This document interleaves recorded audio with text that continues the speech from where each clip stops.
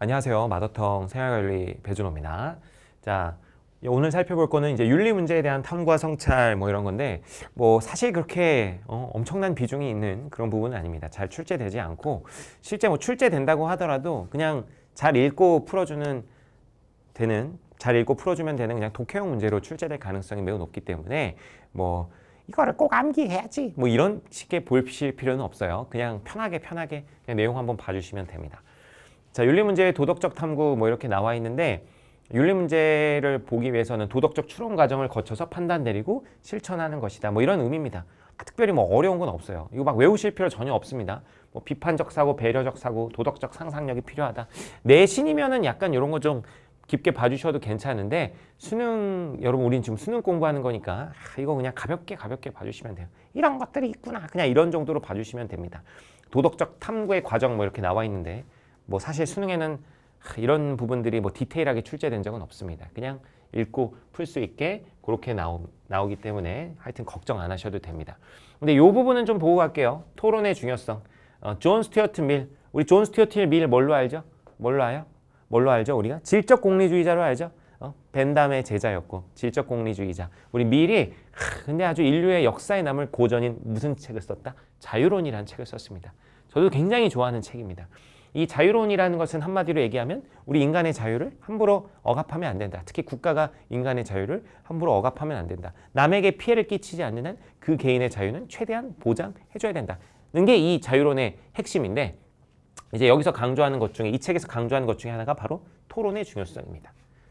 그냥 내용 한번 같이 읽어볼게요. 모든 토론을 침묵하게 하는 것은 인간의 절대 무오류성을 가정하는 것이다. 근데 여러분 한번 생각해 보세요. 인간이 무오류인가요? 인간은 우리는 하루에도 수십 번 오류를 범하곤 합니다. 우리 점심 식사하러 갈 때 맛있는 거 먹어야지 하러 갔는데 난 최선의 메뉴를 고를 거야. 늘 실패하고 그러잖아요.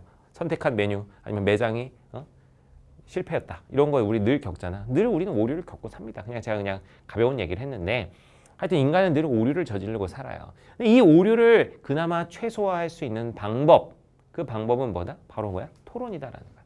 나 혼자만의 생각으로 모든 걸 판단하는 것이 아니라 사람들과의 의견 교환, 토론을 통해서 그 오류들을 점점 줄여나가는, 최소화하는 선택을 할 수 있다. 이런 얘기를 밀 자유론에서 토론에 대해서 이야기하고 있습니다. 인간은 완전하지 않기 때문에 우리가 내린 어떤 결정에 대해서 늘 토론하고 그것에 대해서 돌이켜 봐야 된다는 게 밀의 자유론에 쓰여 있는 토론의 중요성입니다. 이 자유론이라는 책은 정말 인류의 그 고전 리스트에 있는 명작이기 때문에 대학 가시면 꼭 읽어보시기 바랍니다. 자, 다음으로 넘어갈게요. 자, 도덕적 추론과 도덕 판단. 뭐 이거는 우리 3단 논법인데 3단 논법 그냥 뭐 이렇게 나와 있죠. 그냥 이렇게 보시면 돼요. A는 B다. 이게 이제 도덕 원리다. 여기 나와 있죠. 생명을 해치는 건 옳지 않다. 그건 뭐야? C가 A다.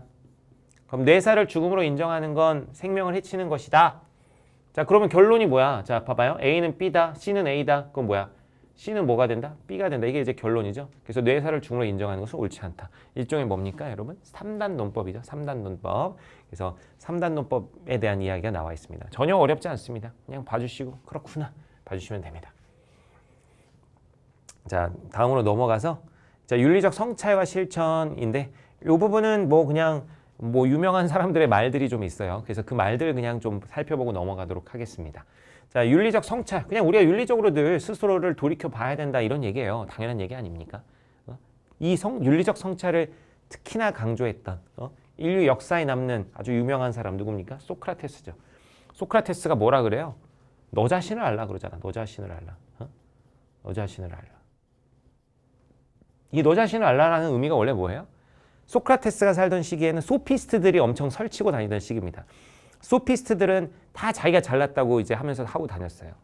소피스트들은 궤변론자였어. 그래서 막 말장난하면서 다들 자기가 잘났다고.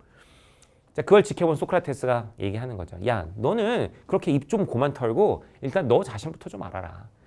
소피스트 니네들은 되게 무지한데 자기가 무지하다는 걸 모르고 있다.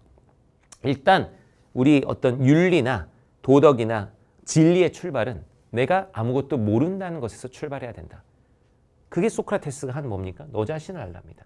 너 자신이 무지하다는 걸, 아무것도 모른다는 걸 깨달아라. 이 성찰에 대한 이야기죠, 결국에. 그래서 왜 반성하지 않는 삶은 살 가치가 없다. 아주 뭐 살벌하게 얘기하네요. 반성하지 않는 삶은 살 가치가 없다. 소크라테스의 얘기였습니다.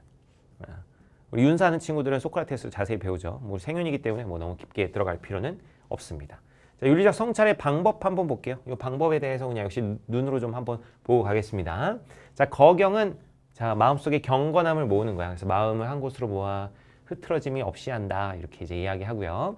신독, 자, 신독은 홀로 있을 때도 몸과 마음을 바르게 하는 것. 이 독자가 홀로 있을 때도 마음을 신실히 하는 것, 몸과 마음가짐을 바르게 하는 것. 이걸 이제 신독이라고 합니다. 언행을 신중하게 하고.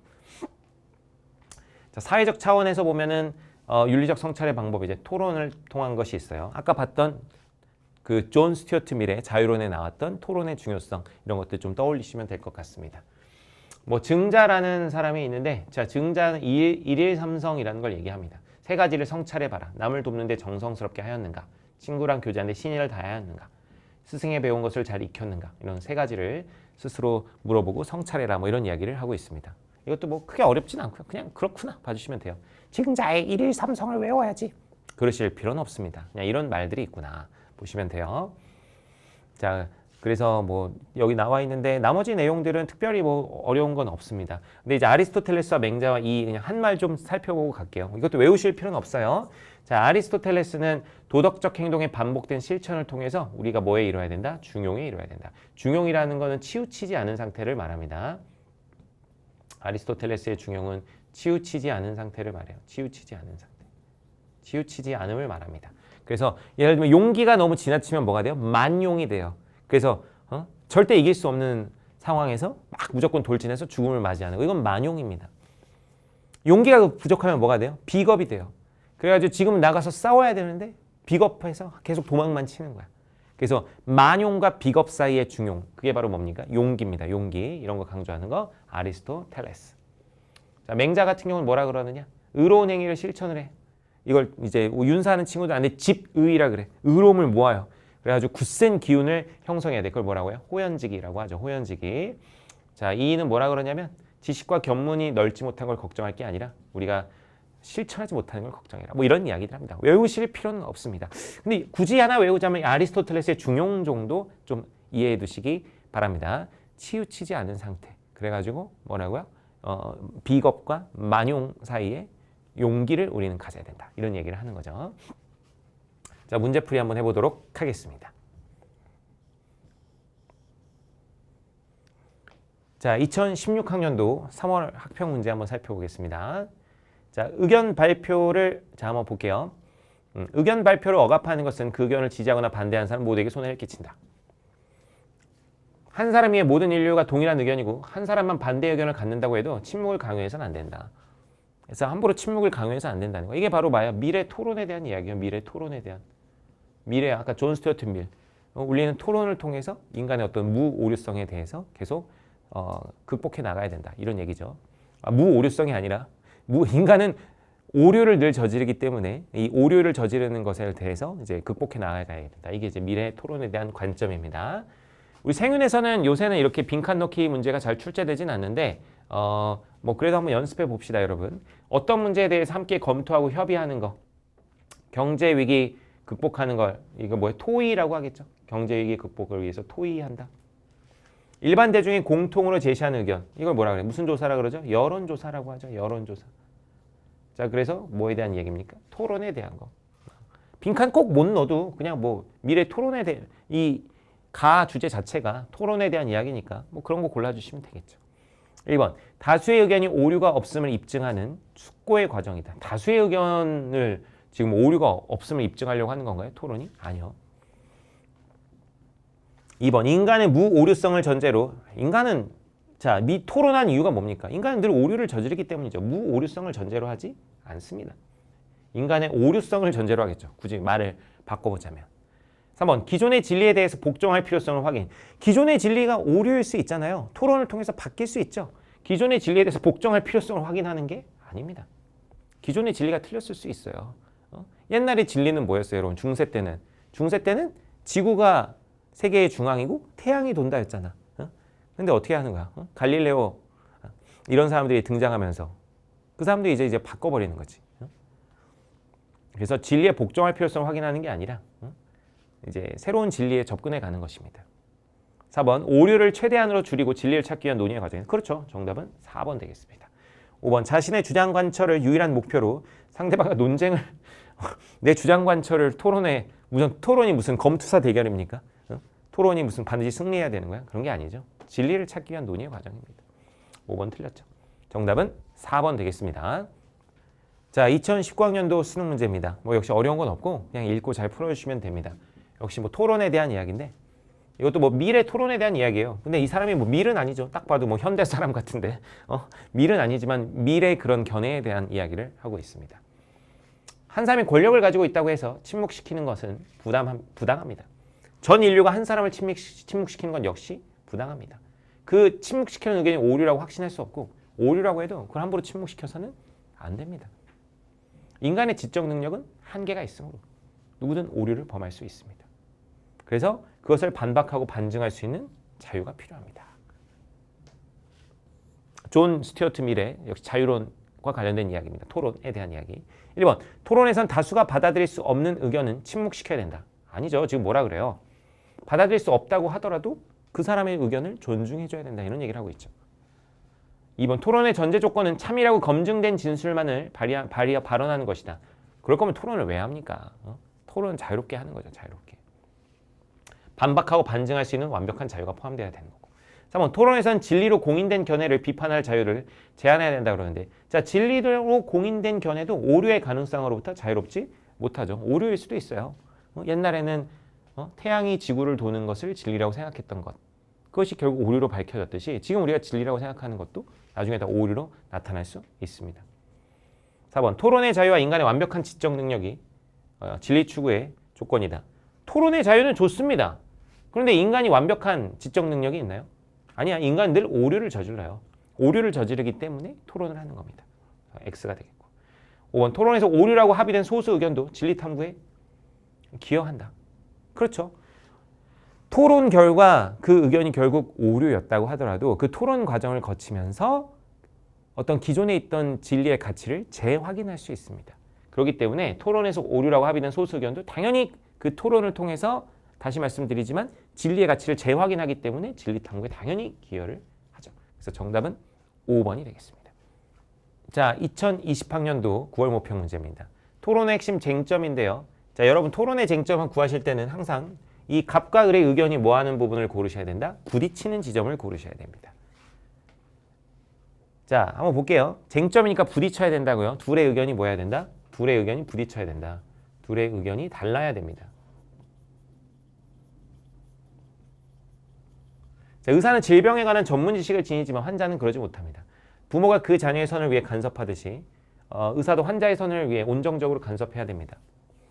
자, 온정적 간섭은 도움이 됩니다. 그러나 환자는 인간으로서의 권리를 여전히 갖기 때문에 그의 자기결정권은 존중되어야 됩니다.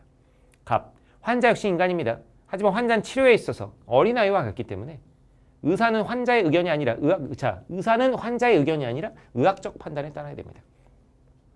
의사의 사명은 질병 치료니까요. 질병 치료가 의사의 사명인 건 맞습니다. 그런데 환자는 건강 이외에도 다른 여러 목적을 갖기 때문에 자, 의학적 판단보다는 환자의 판단을 우선해야 됩니다. 자, 갑과 을이 부딪히는 지점이 보이죠? 갑은 뭐라 그래요? 의학적 판단에 따라야 된다. 의사는 환자의 의견보단 의학적 판단에 따라야 된다. 근데 을은 뭐라 그래요? 환자의 판단이 우선되어야 된다. 그래서 의학적 판단이 우선이냐? 환자의 판단이 우선이냐? 이것이 핵심 쟁점이라고 볼 수 있습니다. 1번 질병 치료가 의사의 본질적 사명인가? 이게 지금 쟁점이 아니죠. 2번 의사의 온정적 간섭은 질병 치료에 도움이 되는가? 여기 쟁점이 아닙니다. 한번 치료에 있어서 환자의 자율성이 우선되어야 되는 환자의 자율성, 환자의 판단. 3번이죠. 정답은 3번이 되겠습니다. 그래서 환자의 자율성을 우선할 건지 의학적 판단을 우선할 건지 지금 그게 논점이 되겠습니다. 4번 의사와 환자는 의학 전문 지식에 있어서 비대칭적인가? 비대칭적이라는 건 동일하지 않다는 거예요. 그래서 의사가 훨씬 더 전문 지식이 많죠. 근데 이건 지금 쟁점이 아니죠. 5번 의사의 의학적 판단은 건강 회복을 목적으로 하는가? 역시 이것도 쟁점이 아닙니다. 정답은 3번 되겠습니다. 자, 2020학년도 수능 문제 한번 살펴보도록 하겠습니다. 역시 핵심 쟁점 문제. 쟁점은 둘의 의견을 잘 비교해 보셔야 됩니다. 자, 갑의 입장 한번 보겠습니다. 몸의 소유권 자신에게 있고 장기 이식이 생명을 살릴 수 있지만 장기 기증의 권리는 허용될 수 없습니다. 장기 기증하면 안 된대요. 갑은. 자, 을은 몸은 인간 존엄성이 있어서 중요합니다. 그러나 몸 자체와 몸의 구분은 구별돼야 됩니다. 몸 자체와 달리 몸의 부분은 자발적. 자, 얘는 뭐래요? 자발적으로 기증하면 존엄성에 아무 지장이 없습니다. 벌써 쟁점이 나왔지. 갑은 뭐래요? 장기 기증하면 안 된다. 권리 인정할 수 없다. 근데 을은 뭐래요? 자발적으로 기증하는 건 인간 존엄성이 별 문제가 없다. 갑. 전체도 부분으로 이루어지므로 몸 자체와 몸의 부분은 구분될 수 없습니다. 따라서 장기 이식은 존엄성에 영향을 줍니다. 그리고 기증의 허용은 장기 매매 위험을 초래합니다. 역시 얘는 뭐야? 갑의 입장은 뭐야? 장기 기증하면 안 된다. 을. 물론 존엄성을 위해서는 장기 매매는 허용될 수 없습니다. 을도 당연히 장기 매매는 반대해요. 하지만 우리 몸의 소유권은 장기를 기증한 자기 결정권을 가지고 있습니다. 이런 자기 결정권. 근데 이제 장기를 이런 기증하는 것은 생명을 살릴 수도 있고 존엄성을 훼손하지도 않는다. 자, 핵심은 뭡니까? 장기 기증을 할 수 있느냐 없느냐. 이게 핵심입니다. 1번. 장기 이식이 생명을 살릴 수 있는가? 장기 이식이 생명 살릴 수 있는가? 이게 쟁점이 아니에요. 장기 기증을 할 수 있느냐 없느냐입니다. 2번. 장기 매매는 윤리적으로 허용 가능한가? 매매에 대한 얘기를 하는 것도 아닙니다. 그죠? 매매는 허용될 수 없다는 걸 둘 다 얘기하고 있어요. 3번. 개인은 자기 몸에 대한 소유권을 가지는가? 이것도 뭐 지금 핵심 쟁점은 아니죠. 4번. 몸 자체는 인간 존엄성이 중요한 이것도 역시 쟁점은 아닙니다. 정답은 몇 번입니까? 5번이죠. 자, 개인의 자신의 장기를 기증한 자유를 지니는가? 갑은 안 된다. 하지만 을은 된다. 이렇게 얘기하고 있습니다. 정답은 5번.